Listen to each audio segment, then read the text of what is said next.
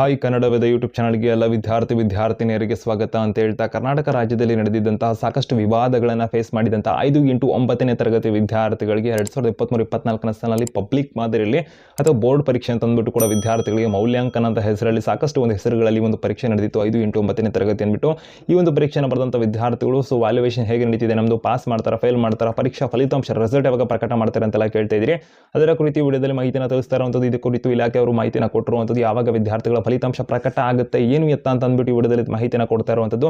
ಹೆಚ್ಚಿಗೆ ಶಿಕ್ಷಣಕ್ಕೆ ಸಂಬಂಧಪಟ್ಟಂತೆ ಅಪ್ಡೇಟ್ಸ್, ಇನ್ಫಾರ್ಮೇಷನ್, ಮಾಹಿತಿಗಳನ್ನು ತಿಳ್ಕೊಳ್ಳೋದಕ್ಕೆ ಕನ್ನಡ ವೇದ ಯೂಟ್ಯೂಬ್ ಚಾನಲ್ಗೆ ನೀವೇನ ಸಬ್ಸ್ಕ್ರೈಬ್ ಆಗಿಲ್ಲ ಅಂದರೆ ಬೆಲ್ ಐಕಾನ್ ಕ್ಲಿಕ್ ಮಾಡಿ ಅಂತ ಹೇಳ್ತಾ, ಎಲ್ಲ ನಿಮ್ಮ ಸ್ನೇಹಿತರಿಗೆ ಮರಿದಾದಷ್ಟು ವಿಡಿಯೋನ ಶೇರ್ ಮಾಡೋರಿಗೆ ಮಾಹಿತಿನ ತಲುಪಿಸಿ ಅಂತ ಹೇಳ್ತಾ ವಿಡಿಯೋ ಕಡೆಗೆ ಬಂದ್ಬಿಡೋಣ ವಿದ್ಯಾರ್ಥಿಗಳೇ. ಮೊದಲನೇದಾಗಿ ಕರ್ನಾಟಕ ರಾಜ್ಯದಲ್ಲಿ ವಿದ್ಯಾರ್ಥಿಗಳಿಗೆ 5 ಇಂಟು 9ನೇ ತರಗತಿ ವಿದ್ಯಾರ್ಥಿಗಳಿಗೆ ಮಾರ್ಚ್ ತಿಂಗಳಿಂದ ಒಂದು ಪರೀಕ್ಷೆಗಳು ಶುರುವಾಯಿತು. ಹೈಕೋರ್ಟು, ಸುಪ್ರೀಂ ಕೋರ್ಟು ಒಂದು ಮೆಟ್ಟಿಲೆಲ್ಲ ಅರ್ಜಿ ವಿಚಾರಣೆ ಎಲ್ಲ ಆಗಿಬಿಟ್ಟು ಕರ್ನಾಟಕ ರಾಜ್ಯದ ಹೈಕೋರ್ಟ್ ನಂತರದಲ್ಲೇ ಫೈನಲ್ ಆಗಿ ಒಂದು ಡಿಸಿಷನ್ ಕೊಟ್ಟು ವಿದ್ಯಾರ್ಥಿಗಳಿಗೆ ಪರೀಕ್ಷೆ ಮಾಡಬಹುದು ಅಂತ ಕೂಡ ಹೇಳಿದರು. 2 ಪರೀಕ್ಷೆಯಾಗಿ ಪರೀಕ್ಷೆಗಳು ಕೂಡ ನಿಂತಿದ್ವು.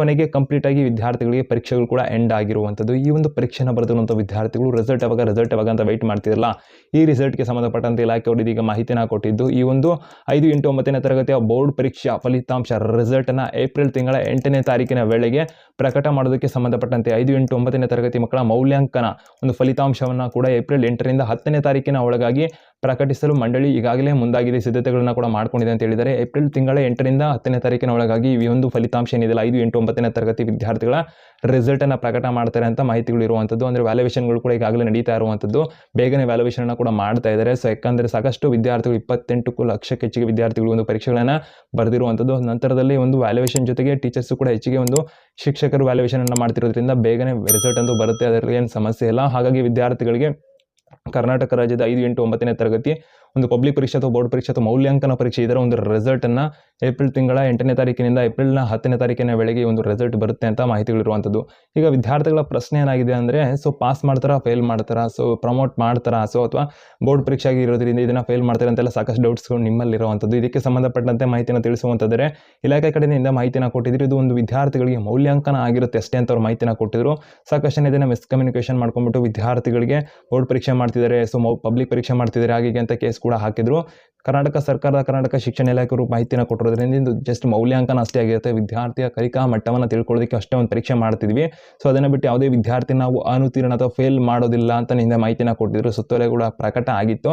ಅದೇ ಥರ ವಿದ್ಯಾರ್ಥಿಗಳಿಗೆ 5 ಇಂಟು 9ನೇ ತರಗತಿ ಪರೀಕ್ಷೆ ಬರೆದಿರುವಂಥ ಯಾವುದೇ ವಿದ್ಯಾರ್ಥಿ ಆದರೂ ಕೂಡ ಅವ್ರೇನು ಬರ್ದಿಲ್ಲ ಅಂದರೂ ಕೂಡ ವಿದ್ಯಾರ್ಥಿನ ಪ್ರಮೋಟ್ ಮಾಡೇ ಮಾಡ್ತಾರೆ, ಪಾಸ್ ಮಾಡೇ ಮಾಡ್ತಾರೆ. ಯಾಕಂದರೆ ಕಡ್ಡಾಯ ಶಿಕ್ಷಣದ ನೀತಿಯ ಪ್ರಕಾರ ವಿದ್ಯಾರ್ಥಿಗಳಿಗೆ 14 ವರ್ಷದ ತನಕ ಕಡ್ಡಾಯವಾಗಿ ಶಿಕ್ಷಣ ಕೊಡಲೇಬೇಕು. ಆ ಬೇಸ್ ಮೇಲೆ 9ನೇ ತರಗತಿ ತನಕ ಅಂತೂ ಪಾಸ್ ಮಾಡೇ ಮಾಡ್ತಾರೆ. 9ನೇ ತರಗತಿ ವಿದ್ಯಾರ್ಥಿಗಳನ್ನು ಕೂಡ ಪಾಸ್ ಮಾಡೇ ಮಾಡ್ತಾರೆ.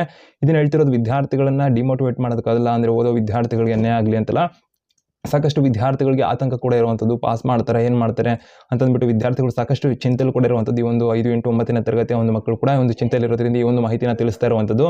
ಯಾವುದೇ ವಿದ್ಯಾರ್ಥಿನ ಅನುತ್ತೀರ್ಣಗೊಳಿಸಲಾಗುವುದಿಲ್ಲ, ಯಾವುದೇ ವಿದ್ಯಾರ್ಥಿ ಕೂಡ ಭಯ ಪಡಕ್ಕೆ ಹೋಗ್ಬಿಡಿ ಫೇಲ್ ಮಾಡ್ತಾರೆ ಹಾಗೆ ಅಂತಂದ್ಬಿಟ್ಟು. ಯಾಕಂದರೆ ಒಂದು ಬೋರ್ಡ್ ಪರೀಕ್ಷೆ ಅಥವಾ ಪಬ್ಲಿಕ್ ಪರೀಕ್ಷೆ ಅಥವಾ ಹೆಸರಿಗೆ ಅಷ್ಟೇ ಆಗಿರುತ್ತೆ. ಇದು ಯಾವುದೇ ರೀತಿ ಅಧಿಕೃತವಾಗಿ ಇದೊಂದು SSLC ಅಥವಾ ದ್ವಿತೀಯ PUC, ಸೆಕೆಂಡ್ PUC ಥರ ಬೋರ್ಡ್ ಎಕ್ಸಾಮ್ ಅಲ್ಲ ಇದು.